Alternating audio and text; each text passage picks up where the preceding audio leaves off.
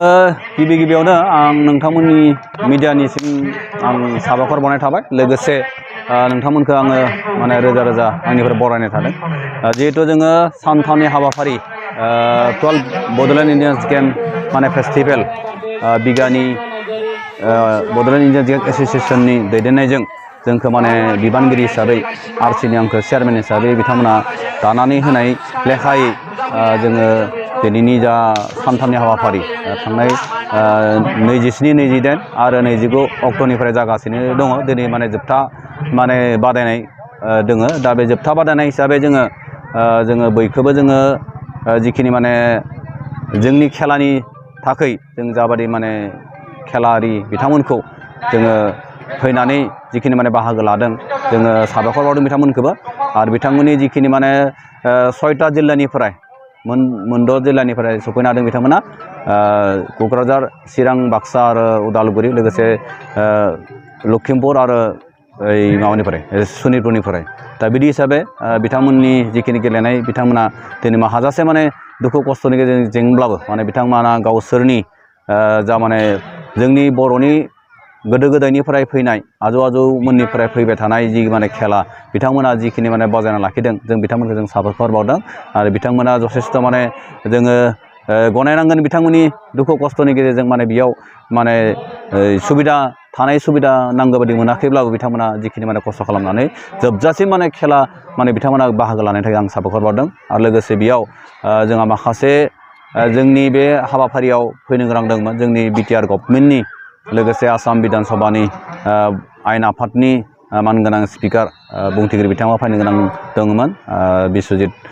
दैमारि बिथाङाबो गावनि माने सरकारि प्रग्राम थानायनि थाखाय बिथांमोना फैनो हायासै आरो लोगोसे बिटिआर गभर्नमेन्टनि गासै EM आरो चिफ माने प्रमद बर' सार बिथांखौबो जोङो बेयाव हांख्रायनानै जों लाबोनायनि जोङो प्रग्रामाव होदोंमोन आरो बिथाङाबो खोथा होदोंमोन बिथांमोना माने सरकारि प्रग्राम थानायनि थाखाय माने बिथांमोना दिनैसिम सफैनो हायासै अब्लाबो बिथांमोना जिखिनि माने जोंखौ दिनैसिम माने थुलुंगा होदों माने बिथांमोननि जिखिनि माने जोङो नाजानाय जोंखौ सहाय खालामनाय दा बिदि जों बिथांमोनखौ जों साबायखर बावनांगोन आरो लोगोसे दिनैनि बे समाव माने जोंनि माखासे बिगानि जाखिनि दैदेनगिरि बिथांमोनाबो फैनानै जाखिनि माने खोब खस्थ'नि गेजेरजोंब्लाबो बिथांमोना गावसोरनि जिखिनि माने हारिनि जिखिनि माने बर'नि खेला जिथु गेलेमु बेखौ माने बिथांमोना फोथांना लाखिनायाव नारा नाथा नाजानाय नुदों आरो बिथांमोननि माने जिथु माने नाजानायखौ जोङो साबायखर बावनांदों आरो लोगोसे बे माने बोहैथि समफोरावबो जाने बे माने जोंनि जिथु खमलायनाय दारिया फान्था गेलेनाय आरो बिफां बुफुनाय बेनिफ्राय आरो बाथा गेलेनाय दा बेफोर हारिनि जिखिनि गासै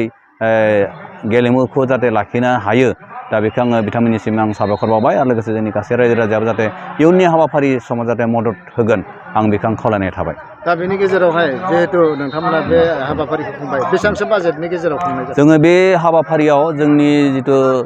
थांनाय 3 नभेम्बरनिफ्राय जोंखौ जा माने आरसि दाना होबाय आंखौ मासिगिरि हिसाबै होनाय बे समनिफ्राय जोङो जोंनि गासै मावथि साब कमिटिनियानो जा गासै जोंनि गुबै बिबानगिरिफोरनियानो जा गासै जों ज' लाना जों जिथु सावरायनानै जोङो मोनसे माने 5 लाखनि जों मोनसे बाजेट लादोंमोन दा बिनि मादाव जोङो 5 लाखनि जिखिनि माने बाजेट दा बेखिनि बाजेटनि सायाव जों जिखिनि माने रांजों माने जोङो मोननांगौमोन दिनैसिम जों मोनफुंनो हायाखै दा अब्लाबो जोङो जिहेतु हदर माने क'क्राझारनिफ्राय फैनानै चिरां बाक्सा उदालगुरिनिफ्राय सनितपुर लखिमपुराव फैनानै बेयाव बाहागो लाफैनाय गथ'फोरखौ जोङो बिथांमोननि गथ'फोरनि जों जिथु माने मोखांखौ नायनानै बिथांमोननि